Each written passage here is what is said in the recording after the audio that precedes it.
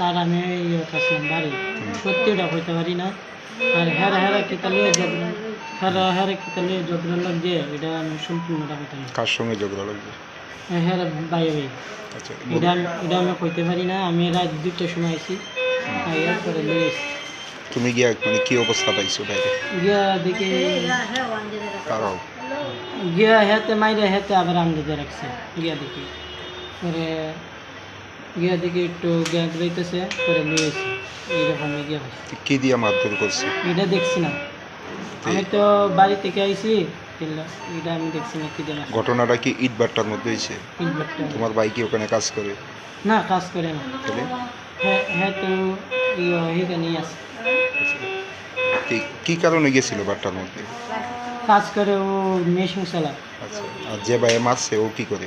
এই খাতে পারে এই যে সময় ঘটনা হয়েছে ওনার তো বউ আসছিল সঙ্গে, বউ কই এখন?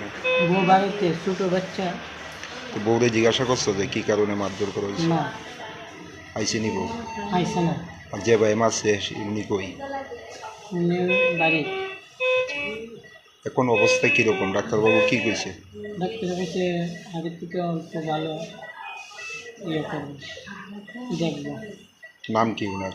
ভক্ত ভক্ত কি? ভক্ত দাস আর যে মারছে? এর নাম হচ্ছে অঙ্কু দাস এই বড় ভাই না ছোট ভাই ভক্তে? হ্যাঁ বড় ছোট এই ঘটনার পর পুলিশ গেছিল নি বাট্টাতে? না তোমরা জানাইছি নি পুলিশে? না এই যে ভাই মারছে এই ভাই আইছে না? না কোন বাট্টাতে কাজ করে? কে নাই